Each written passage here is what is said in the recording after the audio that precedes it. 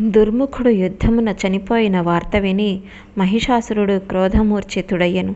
ఇట్లెట్లు జరిగెను అని పదే పదే అతడు దానవులనందరినీ అడుగుచుండెను.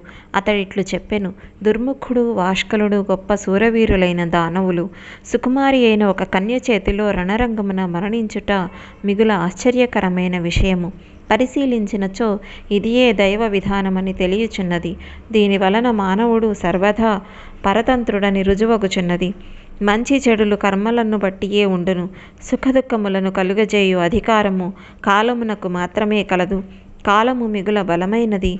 వీరిరువురును ఖ్యాతి వహించిన దానవులు మృత్యువు పాలైరి. దీని తరువాత ఇంకేమి చేయవలేను? గొప్ప విషమ పరిస్థితి వచ్చి పడినది. మీరందరూ పరస్పరము ఆలోచించి సముచితమైన కర్తవ్యమును తెలుపుడు.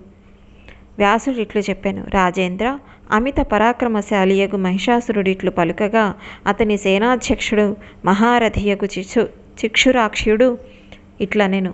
రాజా, ఒక స్త్రీని చంపుటకు ఎందులకింత చింతన చేయవలయను? నేనామెను వధించదును. ఇట్లు నుడివి కొందరు సైనికులను వెంట నిడుకొని అతడు రథారూఢుడై బయలుదేరెను. శక్తిశాలియగు తామ్రుడు అతనికి అంగరక్షకుడయ్యెను. విశాల సైన్యము నడుచుచున్నప్పుడు దట్టమైన ధ్వని ఆకాశమునందును దిశలయందు ప్రతిధ్వనించెను. చిక్షురాఖ్యుని రాకను విని కళ్యాణప్రదురాలగు భగవతి జగదంబ మిగుల అద్భుతముగా శంఖమును పూరించెను. ఘంటతో శబ్దము చేయుచు ధనుష్టంకారము ఒనరింపసాగెను. ఆ ధ్వని వలన సమస్త రాక్షసుల హృదయముల యందు భయము ఆవహించెను. ఇదేమిటి అని పలుకుచూ వారు పారిపోవసాగిరి. భయముతో వారి అంగములన్నీయు కంపించసాగెను. వారందరూ పారిపోవుచుండిరి. దీనిని చూచిన చిక్షురాఖ్యుని క్రోధమునకు అంతము లేకుండెను. అతడు దానవులతో పలికెను. మీ ఎదుట ఎట్టి భయము వచ్చి పడినది? దైత్యులారా, అభిమానముతో ఉన్మత్తురాలైన ఈ స్త్రీని నేను నేడే నా బాణములతో యమపురమునకు పంపెదను. మీరు నిర్భయులై రణవ్యూహమున నిలిచి యుద్ధము చేయుడు. ఇట్లు పలికి పరాక్రమవంతుడు దైత్యేశ్వరుడు బాణమును చేపట్టి సమరాంగణమునకు వచ్చెను. నిశ్చింతుడై దేవితో పలికెను. విశాల నేత్రములతో శోభిల్లు సుందరి, సామాన్య మానవులను భయభీతులను చేయుచు వ్యర్థముగా ఏల గర్జించుచున్నావు. నీ ఈ అరుపులను విని నేను భయపడువాడను కాను. సులోచని, స్త్రీని వధించుట దోషమగును. జగత్తునందు దాని వలన అపకీర్తి కలుగును. దీనికి వెరచియే నేను నిన్ను దునుమాడుటకు వెనకంజ వేయుచున్నాను. సుందరి, నీ వంటి అందమైన స్త్రీల కటాక్షములతో హావభావములతో యుద్ధకార్యము సంపన్నమగును. శస్త్రాస్త్రముల ద్వారా ఎప్పుడునూ ఎచ్చటను ఇది శోభాయమానము కాదు. మంచి నడుము కలదానా, నీ మనస్సులో మూర్ఖతయే నిండి ఉన్నది. అప్పుడు భోగ సంబంధమైన కోరికను పరిత్యజించి యుద్ధమునందు అభిలాషను చూపుచున్నావు. యుద్ధమునందు నీకే ఆనందము లభించుచున్నది. సమరాంగణమున ఖడ్గముల సంచారముండును. గదా ప్రహారములు జరుగుచుండును. మెరయుచున్న బాణములు శరీర సంధులను ఛేదించుచుండును. ప్రాణములు పోయిన తర్వాత నక్కలు ఈ శరీరమును పొడిచి పొడిచి తినుచు అంతిమ సంస్కారము చేయుచుండును. అట్టి మృత్యువును ధూర్తులైన కవులు మిగుల ప్రశంసించెదరు. యుద్ధభూమిలో ప్రాణములు త్యజించిన వారు వీరస్వర్గమును పొందుదురని వారు చెప్పుదురు. వారి పలుకులు కేవలము అర్థవాదములే. కనుక వరారోహ, నీ ఇష్టము వచ్చిన చోటికి వెళ్ళుము. లేకపోయినచో దేవతలను అణిచివేయు నా స్వామియగు మహిషాసుర మహారాజును ఉపాసింపుము. ఇట్లు చిక్షురాక్షుడు పలుకుచుండగా భగవతి జగదంబ వాని మాటలను పెడచెవిన పెట్టి ఇట్లు పలికెను. ఓరి మూర్ఖ, బుద్ధిమంతుడైన పండితుని వలె ఏమి ప్రేలుచున్నావు? నీవు నీతిశాస్త్ర కోవిదుడవు కావు. న్యాయమును తెలిసిన వాడవు కావు. వృద్ధ పురుషులను సేవించనూ లేదు. ధార్మిక బుద్ధియును నీకు సులభము కాదు. నేటి వరకు మూర్ఖులను సేవించి నీవును మూర్ఖుడవైతివి. రాజధర్మమే తెలియని నీవు నా ఎదుట ఎందుకు వ్యర్థముగా వదరచున్నావు? సంగ్రామమున నాచే మహిషాసురుడు సంహరింపబడుట తథ్యము. యుద్ధ భూమి అంతయు రక్తముతో బురదగా మారిపోవును. యశోస్తంభము స్థిరముగా స్థాపింపబడును. దీని తర్వాత నేను సంతోషముగా పయనించెదను. దేవతలను దుఃఖముల పాలు చేయు దురాచారి అయిన దానవుడు మిగుల అభిమాని అయ్యెను. వీనిని చంపుటయే నా పరమ కర్తవ్యము. నీవు సావధానుడవై యుద్ధము చేయము. భగవతి జగదంబ మాటలను విని బలాభిమానముతో ఉన్మత్తులైన దానవులు మేఘములు జలధారులను వర్షించినట్లు ఆ దేవి మీద బాణవర్షంను కురిపింపసాగిరి. తన పదునైన బాణములతో భగవతి చిక్షురాక్షుని బాణములను తుత్తినేలు చేసెను. వెంటనే ఆ దేవి తన బాణములతో అతనిని బాధింపజొచ్చెను. ఆమె బాణములు విషసర్పముల వలె తీక్షణములై ఉండెను. అప్పుడు భగవతికి చిక్షురాక్షునికి జరుగుచున్న యుద్ధము ఆశ్చర్యకరముగా ఉండెను. జగదంబ సింహము మీద విరాజమానురాలై ఆ దానవుని మీద గదాప్రహారము చేసెను. ఆ గదాఘాతమును సహించలేక చిక్షురాక్షుడు మూర్ఛితుడయ్యెను. 2 ముహూర్తముల వరకు చైతన్యరహితుడయ్యెను. దుష్టుడగు ఆ దానవుడు రాయివలే రథమునందు పడి ఉండెను. శత్రు సైన్యమును అణగద్రొక్కెడి శక్తిగలవాడు తామ్రుడు. వానిలో చపలత్వమునకేమీయూ తక్కువ లేదు. చిక్షురాఖ్యుడు మూర్ఛితుడగుట చూసి తామ్రుడు ఆ దేవితో యుద్ధమునరించుటకు సహజముగా యుద్ధభూమి యందు వచ్చి నిలిచెను. వాడు వచ్చుటను చూసి భగవతి చండిక అట్టహాసము చేయుచూ పలికెను. దైత్యశ్రేష్ఠుడా, రమ్ము రమ్ము, ఇప్పుడే నిన్ను యమపురమునకు పంపుటకు ఏర్పాట్లు చేసేదను. నీవు స్వయముగానే నిర్బలుడవు. నీకు ఆయువు మూడినది కనుక ఇట్టి నీ రాకతో నే కార్యము సఫలమగును. మూర్ఖుడగు మహిషాసురుడు ఇంటి వద్దనే ఉండి తాను బ్రతికిపోవుటకు ఏ ఉపాయమును పన్నుచున్నాడు. మీ వంటి మూర్ఖులు చనిపోవుట చేత నాకెట్టి ప్రయోజనము కలుగును? నా శ్రమయును ఫలించదు. దేవతలకు శత్రువు, నీచుడు, మహాదుష్టుడగు మహిషాసురుడు ఇంకనూ జీవించే ఉన్నాడు. కనుక మీరు మీ ఇండ్లకు వెళ్ళుడు. మహిషాసురుని ఇచ్చటకు పంపుడు. ప్రచండ మూర్ఖుడగు వాడును నా పరాక్రమమును రుచించుచుగాక. భగవతి జగదంబ మాటలను విని తామ్రుడు క్రోధభరితుడయ్యను. అతడు దేవి మీద బాణవ వర్షం కురిపించసాగాను. అతడు ధనస్సునకు అల్లెత్రాడును కట్టి బాణములను చెవుల వరకు లాగి వదులుచుండెను. భగవతి కూడా తామ్రాక్షుని వధించు ఉద్దేశముతో బాణములను ఎక్కుపెట్టి వాటిని లాగి వాని మీదకి వదులుచుండెను. ఇంతలో మహాబలవంతుడగు చిక్షురాఖ్యుని మూర్ఛ తొలగిపోయెను. అతడు లేచి కూర్చుండెను. వెంటనే ధనుర్బాణములను గైకొని దేవి ఎదుటకు వచ్చి ఆమెనెదిరించెను.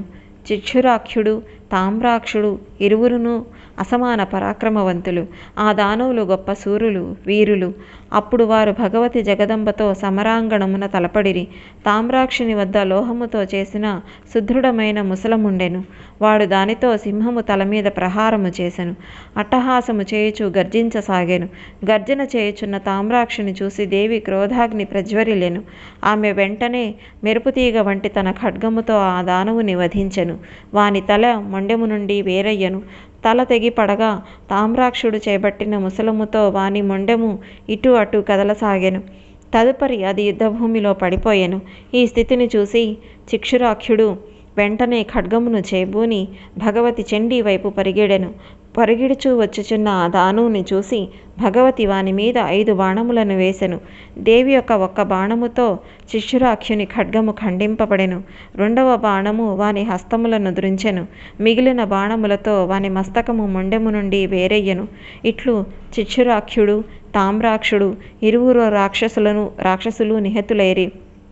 వీరు మిగుల దుష్టులు. సంగ్రామమునందు అజేయులుగా పరిగణింపబడుదురు. వీరు మరణించగా సకల దానవ సైన్యము భయముతో నలువైపులకు పారిపోయెను.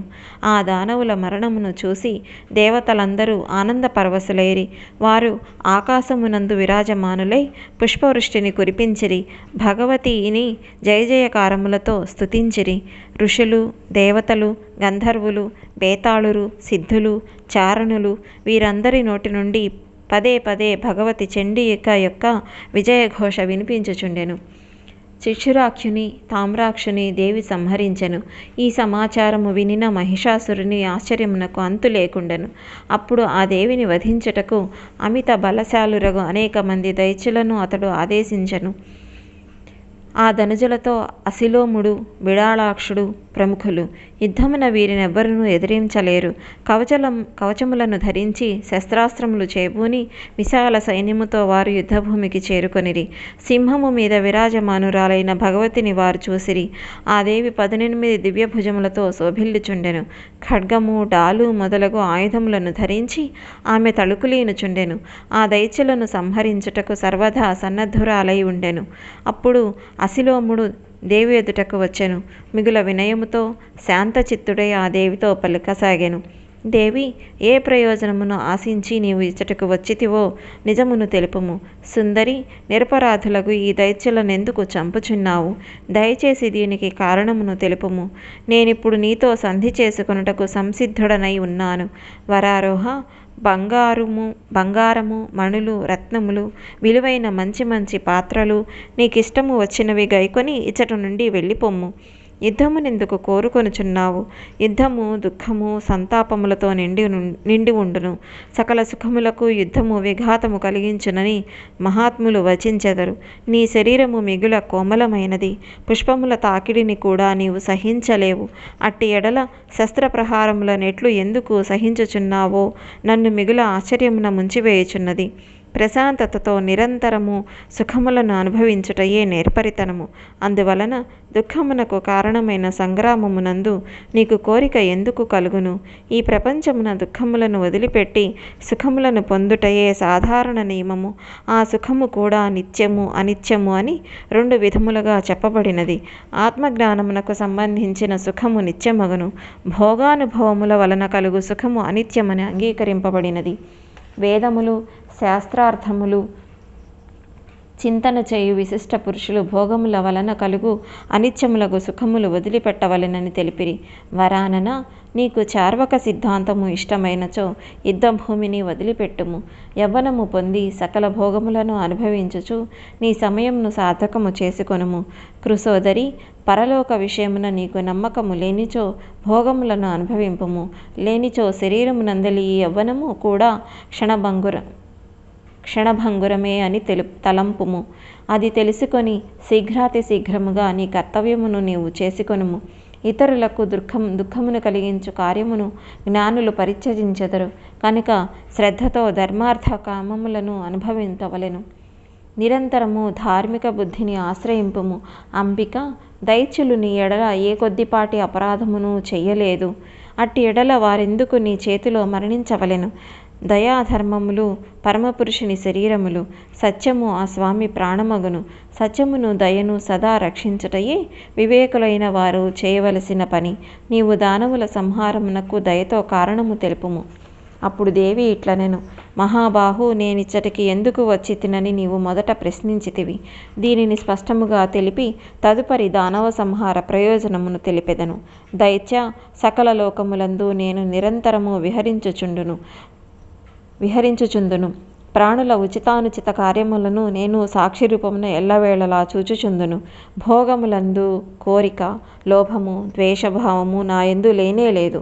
ధర్మమును నిలుపుటకు, సాధుజనులను సంరక్షించుటకే ఈ ధరాధామమున తిరుగుచుందును. నిశ్చితమైన ఈ వ్రతమును నిరంతరమును పరిపాలించుచుందును. సత్పురుషులను రక్షించుట, వేదములను సురక్షితముగా ఉంచుట, దుష్టులను సంహరించుట నా సహజ కార్యములు. అందువలన నేను అనేక అవతారములను ధరించుచుందును. ప్రతి యుగమునందు నా అవతారమునకు ఏర్పాటు చేసుకొనుట నా చేతియందే కలదు. మహిషాసురుడు గొప్ప నీచుడు. దేవతలను వధించుటకు అతడు అనవరతము ప్రయత్నించుచున్నాడు. దీనిని తెలుసుకొని వానిని సంహరించుటకై నేనిప్పుడు ఇచ్చట ప్రకటమైతిని. దానవ, సురద్రోహియగు మహిషాసురుడు చాలా గొప్ప దుర్మార్గుడు. నేనతనిని చంపివేసెదను. నీవు వెళ్ళిపొమ్ము. ఉండినచో ఉండుము, అది నీ ఇష్టము. నేను సారవంతములైన విషయములను తెలిపితిని. అందువలన దుష్టుడును మీ రాజగు మహిషాసురుని దగ్గరకు వెళ్ళి నా మాటలు ఇట్లు తెలుపుము. రాజా, మీరు ఇతర దైత్యులను ఎందుకు పంపెదరు? స్వయముగా వెళ్ళి యుద్ధము చేయుడు. మీ మహారాజు నాతో సంధి చేసుకొనుట మంచిదని తలంపవచ్చును. అట్టి పరిస్థితిలో మీరందరూ వైరభావమును వదిలి సుఖముగా పాతాళమునకు వెళ్ళిపొండు. మీరు దేవతలను ఓడించి అపహరించిన ధనమునంతయును తిరిగి వారికి ఇవ్వవలెను. అప్పుడే మీరు ప్రహ్లాదుడు విరాజమానుడైన పాతాళమునకు వెళ్ళవలసి ఉండును. దేవి యొక్క మాటలను విని అసిలోముడు భగవతి ఎదుటనే మహావీరుడగు బిడలాక్షునితో ప్రీతిపూర్వకముగా ఇట్లడిగెను. బిడలాక్ష, ఇప్పుడు భవానీదేవి నుడివిన మాటలను నీవును వింటివి కదా. ఈ స్థితిలో సంధ్య లేక యుద్ధమా? ఏమి చేయవలయును? బిడలాక్షుడు ఇట్లు పలికెను. యుద్ధమునందు మరణించుట తథ్యము. ఈ రహస్యము నెరిగి కూడా స్వాభిమానులైన నరేసులు సంధికి ఒడంబడరు. అనేక మంది వీరులు సంగ్రామమున సంహరింపబడిరి. అది చూసి మహారాజు మనలను ఇచ్చటకు పంపెను. అదే దైవ నిర్ణయము కావచ్చును. దానిని ఉల్లంఘించుట ఎవరి తరము కాదు. సేవాధర్మము మిగుల కఠినమైనది. సేవకులు సదా నిరభిమానులై ఉందురు. ఎల్లవేళలా స్వామి ఆజ్ఞను వారు శిరసా వహించవలెను. దారమును ఆధారము చేసుకొని నృత్యము చేయు కీలుబొమ్మ వలె వారు సదా పరతంత్రులగుదురు. మహిషాసురుని చెంతకు వెళ్ళి దేవతలకు వారి ధనమును రత్నములను తిరిగి ఇమ్మని మనమందరము ఇచ్చట నుండి పాతాళమునకు వెళ్ళిపోవుదమని ఎట్లు పలుకగలము? ఇవి ఆ స్వామికి రుచించని విషయములు, అసత్యములు కాని ప్రియవచనములను పలుకవలెను. హితమును కలిగించు ప్రియవచనములను పలుకుట అన్నిటికంటే శ్రేష్టము. సత్యమగుచు అప్రియమైనచో ఆ సమయమున మౌనము వహించుట బుద్ధిమంతుల లక్షణము. అబద్ధపు మాటలతో రాజును మోసగించవలదని నీతిశాస్త్రము చెప్పును. ఆదరణతో హితకరమైన దానిని చెప్పుటకు అడుగుటకు అచటికి వెళ్ళుట అనుచితము. ఆ స్వామి చెంతకు వెళ్ళినచో ఆయన క్రోధాగ్ని ప్రజ్వలితమగును. దీనిని పరిశీలించగా యుద్ధమనరించుటయే సముచితమనిపించుచున్నది. ప్రాణములుండుట పోవుట అనునది సందేహాస్పదమే అగును. కనుక మృత్యువును తృణముగా తుచ్చముగా భావించి స్వామి కార్యమునందే చొచ్చుకుపోవుటయే సముచితము. ఇట్లు ఆలోచించి అసిలోముడు బిడలాక్షుడు ఇరువురు వీరులను యుద్ధము చేయుటకు సన్నద్ధులైరి. కవచములను ధరించి ధనుర్బాణములను చేపట్టిరి. రథమును అధిరోహించిరి. మొదట బిడలాక్షుడు దేవి మీదకు 7 బాణములను వదిలెను. అస్త్రశస్త్ర కోవిదుడగు అసిలోముడు దూరముననే దర్శకుని వలె నిలుచుని ఉండెను. భగవతి జగదంబ తన సాయకములతో బిడలాక్షుని బాణములను త్రుంచివేసెను. వెంటనే పదునైన 3 బాణములతో వానిని గాయపరిచెను. బాణములు తగులుటచే బిడలాక్షుడు యుద్ధభూమి యందు పడిపోయెను. అతడు మూర్ఛితుడయ్యెను. ప్రారబ్ధవశమున ఆ క్షణమే వాని ప్రాణములు అనంత వాయువులలో కలిసిపోయెను. దేవి చేతి నుండి వదిలిన బాణములతో బిడలాక్షుడు సమరాంగణమున శాశ్వతముగా నిదురించెను. ఇది చూసి అసిలోముడు ధనుర్బాణములను చేకొని యుద్ధము చేయుటకు ఆ దేవి ఎదుటకు వచ్చెను. తన దక్షిణ హస్తమును పైకెత్తి దేవితో ఇట్లు పలికెను: దేవి, దానవులు మిగుల దుష్టులని మేము ఎరుగుదము. వారి తల మీద మృత్యువు నాట్యము చేయుచున్నది. అయినప్పటికీ నేను నా స్వామి ఆజ్ఞకు కట్టుబడి ఉన్నాను కనుక యుద్ధము చేయుటయే నా పరమ కర్తవ్యమైనది. మహిషాసురుడు గొప్ప మూర్ఖుడు. ప్రియ అప్రియములను అతను ఎరుగడు. అతని ఎదుట హితకరమైన వచనములు కూడా అప్రియమైనచో నేను అతనితో చెప్పరాదు. వీరధర్మమును అనుసరించి మరణించుటయే సముచితమని నాకు తోచుచున్నది. అది శుభమైనను కావచ్చును, అశుభమైనను కావచ్చును. ప్రారబ్ధము బలమైనది అని నా నమ్మకము. పురుషార్థము ఇచ్చట ధిక్కరింపబడుచున్నది. దీనివలన ఏ కార్యమును సిద్ధించదు. అందువలన నీ బాణములు తగులుట చేతనే దానవులు మృత్యువు పాలగుచున్నారు. ఇట్లు పలికి అసిలోముడు దేవి మీద బాణవర్షమును కురిపింపసాగాను. అవి సమీపించుచుండుట చూసి భగవతి తన బాణములతో అతని అస్త్రములను త్రుంచివేసెను. వెంటనే అసిలోముని తన బాణములతో గాయపరిచెను. అప్పుడు భగవతి ముఖమండలము కోపముతో ఎర్రబారెను. దేవతలు దీనిని దూరము నుండి చూచుచుండిరి. అసిలోముని అంగములన్నీయు చిన్నాభిన్నములయ్యెను. రుధిరధారలు ప్రవహించుచుండెను. పుష్పించిన పలాస వృక్షము వలె అతడు శోభలొలుకుచుండెను. అప్పుడు అతడు లోహనిర్మితమైన పెద్ద గదను చేబూనెను. వేగముగా ఆ దేవి వైపునకు పరిగెడెను. క్రోధముతో సింహము తల మీద గదా ప్రహారము చేసెను. ఆ గదాఘాతమును సింహమేమియూ లెక్క చేయలేదు. తన నఖములతో వాని వక్షస్థలమును చీల్చివేసెను. వికృతుడైన ఆ దైత్యుడు సింహము పైకి లంఘించి భగవతి జగదంబను గదతో కొట్టెను. రాజా, అసిలోముని గదా ప్రహారమును ఆమె ఆపెను. తక్షణమే పదైన ఖడ్గముతో వాని తలను ఖండించెను. తల తెగి పడగా దానవరాజగు అసిలోముడు వెంటనే భూమి మీద వ్రాలెను. అప్పుడు దురాత్ముడగు ఆ దానవుని సైన్యమునందు హాహాకారములు వ్యాపించెను. దేవగణములు దేవికి జయమగుగాక అని జయకారములు అనరించుచు జగదంబను స్తుతించసాగిరి. దేవదుందుభులు మ్రోగుచుండెను. రాజా, కిన్నరగణములు ఆ దేవి యశస్సును గానము చేయుటయందు లగ్నమైరి. ఇట్లు బిడలాక్షుడు, అసిలోముడు దైత్యులిరువురు సమరాంగణమున శాశ్వతముగా నిదురించిరి. మిగిలిన సైనికులందరినీ సింహము తన పరాక్రమముతో సంహరించెను. కొందరిని ఆ మృగరాజు తనకు ఆహారము చేసుకొనెను. వికలాంగులైన మూర్ఖులగు దానవులు దుఃఖితులై మహిషాసురుని ఆశ్రయించిరి. ఏడ్చుచు మహారాజా, అసిలోముడు, బిడలాక్షుడు యుద్ధరంగమున మరణించిరి. ఇప్పుడు మీరు మమ్ములను రక్షింపుడు రక్షింపుడు అని వేడుకొనిరి. ఇట్లు వారి నోటి నుండి ఆర్తనాదములు వెలువడుచుండెను. ఇంకనూ వారిట్లు పలికిరి, రాజా, చాలామంది రాక్షసులు సింహమునకు ఆహారమైరి. ఇట్లు పలుకుచూ దానవరాజగు మహిషాసురుని వారు యుద్ధము చేయుటకై ప్రోత్సహింపసాగిరి. వారి మాటలను విని అసురేంద్రుని మనస్సు మిగుల ఉదాసీనమయ్యెను. చింతయను నల్లని మేఘములు అతని మనస్సును కప్పివేశెను. అతడు మిగుల దుఃఖితుడయ్యెను.